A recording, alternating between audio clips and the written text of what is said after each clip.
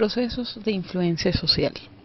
Un grupo social es un conjunto de personas que desempeñan roles recíprocos dentro de la sociedad.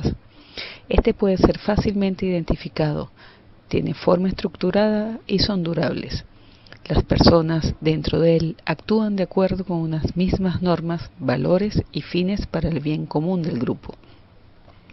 La influencia social es un proceso psicológico social en el que una o varias personas influyen en el comportamiento, actitud, sentimientos, opinión y o actitudes de los demás.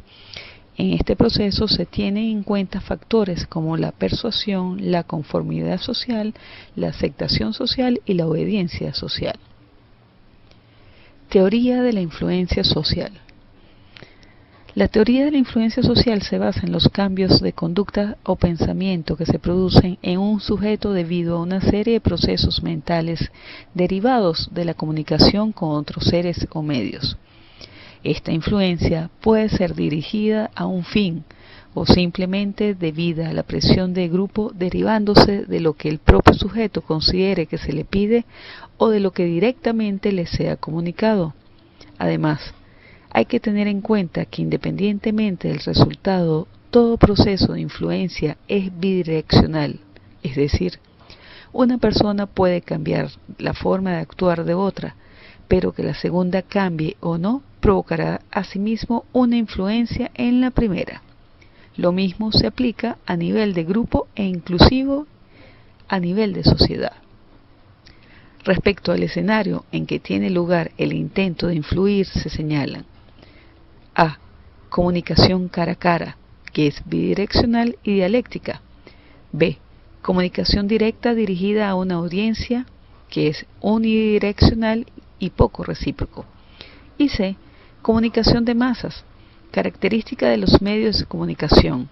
No existe contacto directo entre el comunicador y la audiencia, es unidireccional. Entre los tipos de grupos se encuentran la masa o muchedumbre, conjunto de personas en un mismo lugar que no tuvieron la intención previa de juntarse. Es un grado de organización muy débil, gran número de participantes y sujetos al contagio de las emociones. La banda. Hay un interés común, ya que se busca un semejante, comparten cuestiones similares, por eso se juntan. El grado de organización es débil, hay un número pequeño de participantes y es animado. Agrupamiento. Las reuniones son frecuentes y en los intervalos de estas reuniones los objetivos comunes permanecen. El grado de organización es media, número de participantes variable y marcado por las relaciones humanas superficiales. Como ejemplo, tenemos la gente que concurre habitualmente a un club. Grupo primario. Grado de organización elevado, pequeña cantidad de participantes orientados hacia acciones importantes e innovadoras. Los roles están diferenciados, como en el caso de la familia. Grupo secundario. Conjunto de personas que tienen fines determinados, que los comparten todo, pero estas interrelaciones están regidas por una institución. El grado de organización muy elevado, un número variable de participantes y determinado por los fines y acciones planificadas, como es el caso de las empresas. Entre las características de los grupos se encuentra la membresía, que es el miembro o individuo que forma parte de una comunidad o cuerpo moral. Los roles. Se refiere al conjunto de funciones, normas, comportamientos y derechos definidos social y culturalmente que se esperan de una persona cumpla o ejerza de acuerdo a su estatus social adquirido o atribuido. El estatus. Describe la posición social que un individuo ocupa dentro de una sociedad. Las normas. Una norma social es una regla a la que se debe ajustar las conductas, tareas y actividades del ser humano en una determinada sociedad. El conjunto de las mismas componen la parte moral o ética de la cultura. Los valores. Conjunto de pautas que la sociedad establece para las personas en las relaciones sociales. Los valores son creencias de mayor rango, tienen una expresión de consenso social y es un componente de la cultura. Cohesión. Es el pegamento psicológico que mantiene a los miembros del grupo juntos. Entre más cohesivo sea un grupo, Más larga será por lo general su duración y más resistente será a las presiones externas. Liderazgo. Líder es la persona que constituye el punto focal de la conducta del grupo. También, líder sería la persona capaz de conducir al grupo hacia sus objetivos. Comunicación. Se refiere al proceso por el cual los individuos condicionan recíprocamente su conducta en la relación interpersonal. En su acepción más amplia, la comunicación incluye todos los intercambios de mensajes, transmisiones de significaciones entre personas o grupos e incluye un emisor, un receptor. Modalidades. Se plantean 3 modalidades y son la normalización, que aborda el estudio de los procesos de influencia recíproca, cuando ninguna de las dos partes de la interacción tiene un juicio o norma previa, ni un marco de referencia. El conformismo. Esta modalidad, en cambio, abarca las situaciones en las que el individuo tiene ya elaborado un juicio o norma y estudia cómo los individuos adaptan sus juicios o comportamientos a los de los otros, como consecuencia de la presión real o simbólica ejercida por el grupo. Y la innovación se refiere al proceso de creación de nuevas normas que reemplazarán las existentes. Teoría sobre los grupos sociales. 1. Charles Fourier, la armonía social.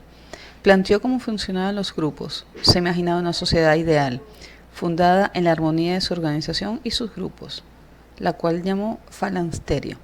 Para que pase esto, dice que los grupos se forman gracias a las pasiones que comparten. 2. Gustave Le Bon, los individuos en un pensamiento común.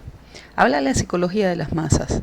Dice que el individuo dentro de una masa pierde autonomía, que su coeficiente intelectual disminuye. Lo que los une es un pensamiento común y por esto están funcionados. Número 3. Freud. La personalidad consciente queda abolida dentro de la masa y que los individuos están tan fusionados si surgen ideas opuestas dentro de la misma. No genera ningún conflicto, no se le da importancia y esta coexistencia de ideas opuestas sin generar conflictos solo se pueden generar en el inconsciente. Número 4. Jacob Moreno. Plantea que detrás del funcionamiento de un grupo hay redes de atracción y repulsión. Los miembros sienten atracción por algunos y rechazos por otros. Se puede armar un grupo operativo que funcione mejor. Para esto propone el test sociométrico. Número 5. Kurt Lewin. Plantea la dinámica grupal. Hace hincapié en el cambio. Cómo se da el cambio en el grupo, cómo evoluciona el grupo y no se queda igual siempre. Número 6. Elton Mayo.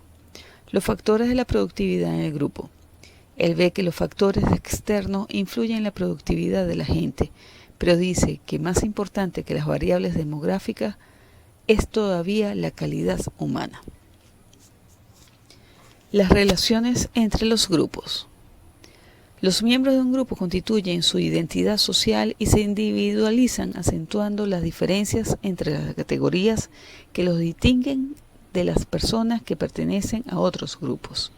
Así, un estereotipo social existe cuando varios miembros de un grupo y los miembros de otro grupo acentúan los parecidos entre los miembros de este otro grupo.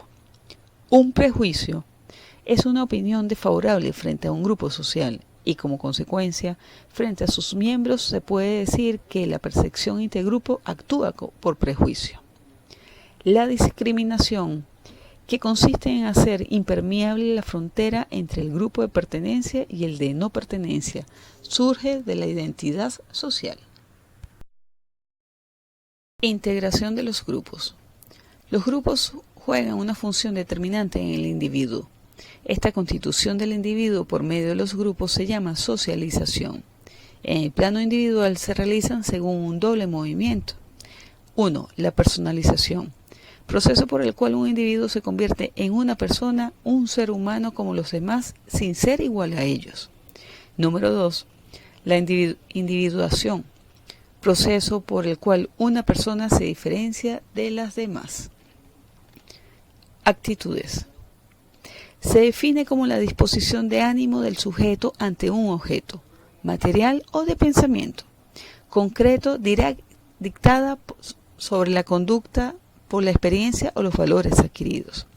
La actitud es una manera consistente de pensar acerca de, sentir o responder ante algún aspecto del ambiente o hacia uno mismo. Formación y desarrollo de las actitudes. Las actitudes son el resultado de las relaciones que sostenemos con aquellos que contribuyen a ellas, tales como los miembros de nuestra familia, nuestros amigos, maestros y vecinos. Existen actitudes personales relacionadas únicamente con el individuo y actitudes sociales que inciden sobre un grupo de personas. Hay dos teorías para la formación de las actitudes. El aprendizaje, que incorpora nuevos elementos siendo importante la contingencia, y la consonancia cognitiva, que relaciona con lo ya conocido.